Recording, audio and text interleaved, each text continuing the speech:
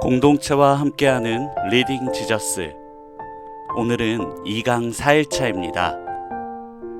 본문은 예레미야 16장부터 20장입니다. 함께 찬양하며 묵상을 시작하겠습니다.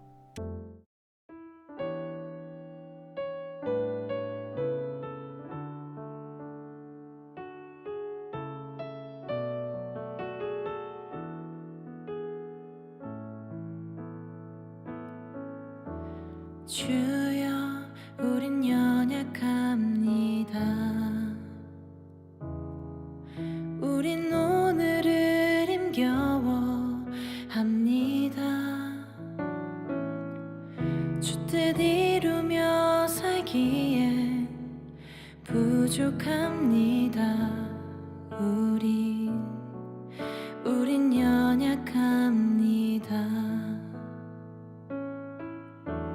주여, 우린 넘어집니다. 오늘 하루 또 실수합니다. 주의 긍휼을 구하는 죄인입니다. 우리 주만 바라봅니다. 한없는 주님의 은혜 온 세상 위에 넘칩니다. 가릴 수 없는 주여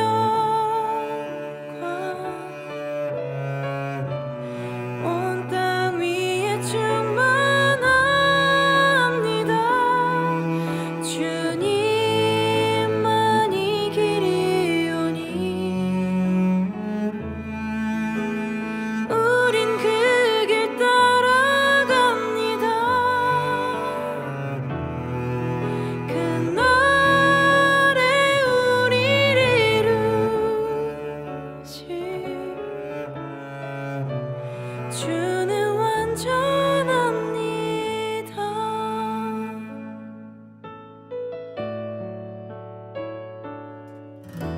주여, 우린 넘어집니다. 오늘 하루 또 실수합니다. 주의 긍휼을 구하는 죄인입니다. 우리 주만 바라봅니다.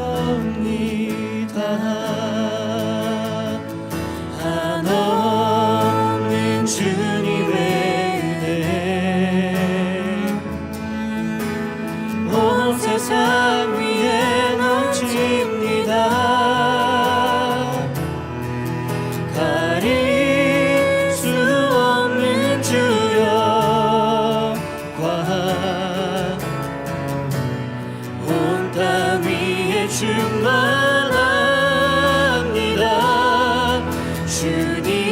주님만이 길이오니 우린 그 길 따라갑니다. 그날에 우리를 이루실 주는 완전합니다.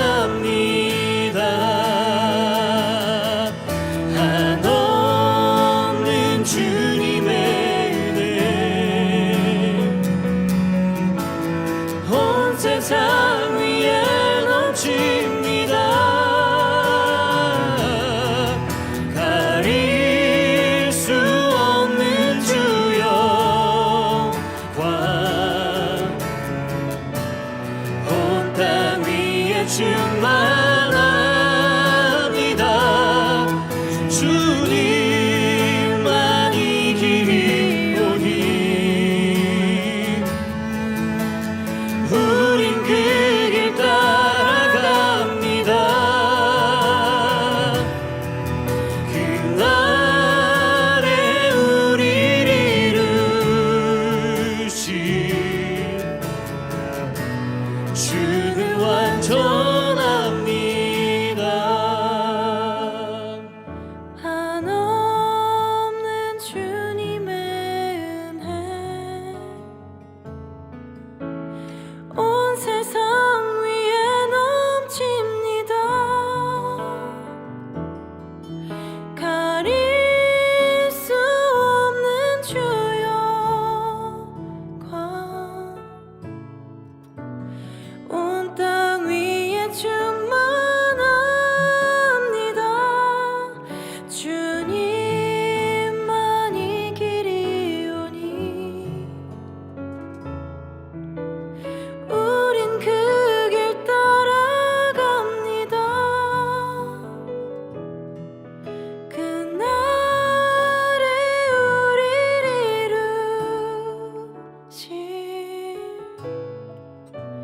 주는 완전합니다.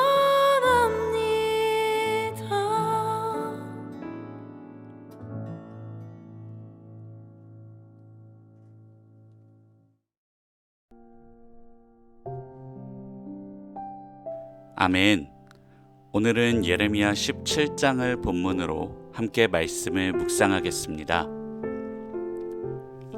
바위나 금속에 글씨를 새길 때 한번 깊게 파인 자국은 지우개로 지워지지 않습니다. 그것을 없애려면 돌 전체를 깨뜨리거나 완전히 녹여버리는 수밖에 없습니다. 예레미야 17장은 우리 영혼의 상태를 진단하며 아주 서늘하고도 묵직한 이미지를 꺼내어 놓습니다. 유다의 죄는 금강석 끝 철필로 기록되되 그들의 마음판과 그들의 제단 뿔에 새겨졌거늘.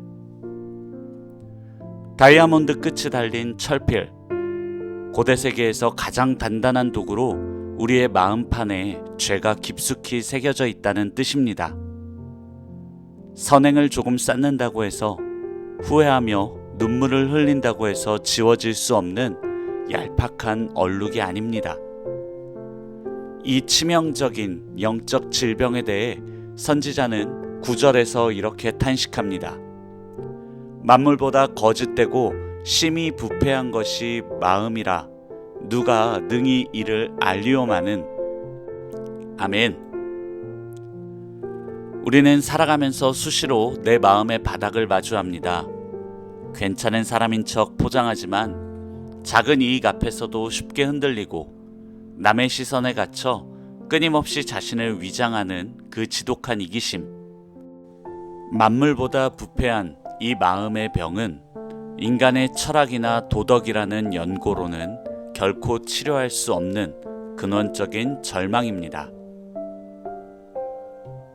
마음의 깊은 병을 인지하지 못한 채 사람들은 이 가뭄을 해결해 보려 각자의 방식대로 삶의 뿌리를 뻗습니다.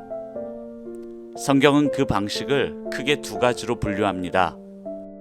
첫 번째는 사람을 믿으며 육신으로 자신의 힘을 삼는 삶입니다. 우리는 두려움을 몰아내기 위해 유력한 사람의 인맥을 찾고 내 통장의 숫자와 사회적인 위치를 생명줄처럼 붙잡습니다. 그것들이 나를 안전하게 지켜줄 것이라 믿기 때문입니다. 하지만 성경은 그런 사람의 영혼을 가리켜 사막의 떨기나무라고 부릅니다. 그는 사막의 떨기나무 같아서 좋은 일이 오는 것을 보지 못하고 광야 간조한 곳, 건건한 땅, 사람이 살지 않는 땅에 살리라. 아멘. 사막의 떨기나무는 비가 와도 잎을 피우지 못합니다. 생수의 근원으로부터 단절되어 있기 때문입니다. 사람을 의지하고 세상의 힘에 뿌리를 내린 영혼은 아무리 돈을 많이 벌고 성공의 자리에 올라도 늘 목이 마릅니다. 주변에 수많은 사람이 있어도 결정적인 순간에는 철저한 고독감을 느끼며 결국 영혼이 바싹 타들어가는 간조한 사막의 삶을 면치 못합니다. 금강석 철필로 새겨진 죄악을 안고 썩은 동아줄을 붙잡은 채 말라가는 것. 이것이 스스로 구원자가 되려 했던 인간의 비참한 실존입니다.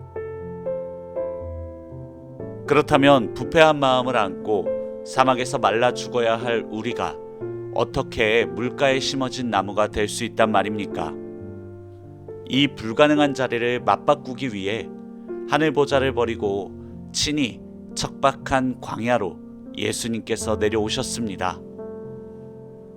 예수님은 죄가 없으셨지만 갈보리 언덕 위에서 철저하게 사막의 떨기나무가 되셨습니다. 세상의 모든 사람에게 버림받았고 심지어 하늘의 아버지에게조차 철저히 외면당하는 가장 간조하고 건건한 저주의 땅에 홀로 서셔야 했습니다. 십자가 위에서 예수님의 입술이 타들어가며 내가 목마르다 라고 절규하셨던 그 순간을 기억하십니까? 그것은 단순히 육신이 겪는 수분의 부족이 아니었습니다. 우리가 사람을 의지하고 세상을 사랑하다가 겪어야 할 그 영원한 지옥의 가뭄과 갈증을 주님이 당신의 영혼 안으로 남김없이 빨아들이고 계셨던 것입니다.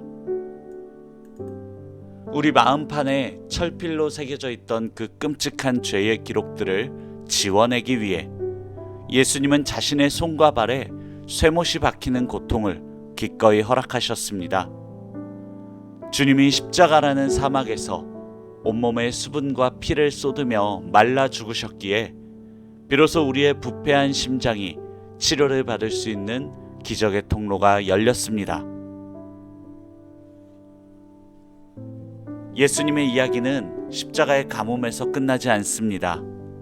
3일 만에 죽음의 사막을 깨부수고 예수 그리스도를 영원히 마르지 않는 생명으로 부활시키셨습니다. 할렐루야! 사망을 딛고 일어선 부활의 주님 자신이 이제 우리 곁을 흐르는 영원한 생수의 근원이 되셨습니다. 선지자 예레미야가 7절과 8절에서 노래했던 그 물가에 심어진 나무의 비밀이 바로 이 부활의 예수 그리스도 안에서 완벽하게 성취됩니다. 여호와를 의지하며 여호와를 의뢰하는 그 사람은 복을 받을 것이라.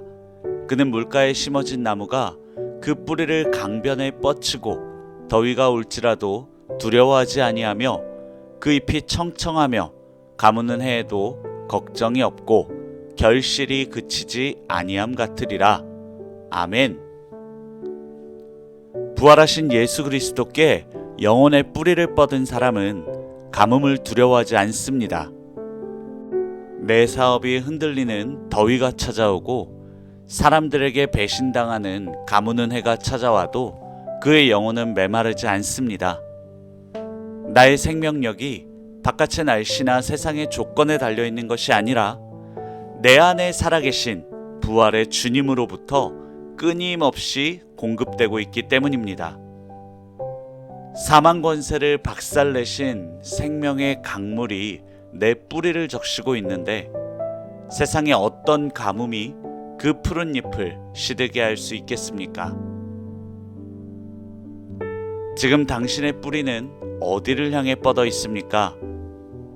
여전히 썩어 없어질 사람의 힘과 세상의 재물을 향해 뿌리를 내린 채 목마르다 탄식하며 사막의 떨기나무로 버티고 계시지는 않으십니까?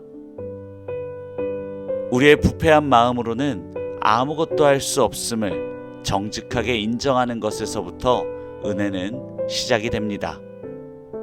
나의 의지와 결심을 거두고 이제 사망의 가뭄을 끝내고 영원한 생수의 근원으로 살아나신 부활의 주 예수 그리스도께 저와 여러분의 영혼을 깊이 심길 원합니다.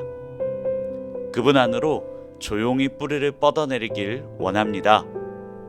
부활의 주님이 뿜어내시는 생명수가 오늘 저와 여러분의 병든 마음을 씻어내고 메마른 일상 한가운데에서도 청청한 잎을 피워내는 마르지 않는 은혜의 강물로 흐르기를 소망합니다.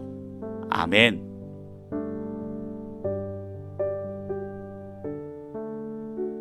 함께 기도하고 묵상을 마무리하겠습니다. 우리 영혼에 마르지 않는 생수가 되시는 하나님, 만물보다 거짓되고 부패한 나의 마음을 깨닫지 못한 채 썩어질 세상만 의지하며 사막의 떨기나무처럼 메말라갔던 어리석은 삶을 내려놓습니다. 치유할 수 없는 내 죄를 지우기 위해 십자가의 그 끔찍한 가뭄을 홀로 견뎌내시고 죽음을 깨고 부활하사 우리에게 영원한 생수의 강물이 되어주신 주님을 찬양합니다. 주여, 오늘 내 영혼의 뿌리를 오직 부활하신 주님께만 깊이 뻗어내리길 원합니다. 세상의 더위와 가뭄이 몰려올지라도 두려워하지 않으며 내 안에 살아계신 주님이 공급하시는 영원한 생명으로 늘 푸르고 열매를 맺는 평안한 하루가 되게 하여 주십시오. 나의 영원한 치료자가 되시는 예수 그리스도의 이름으로 기도합니다. 아멘.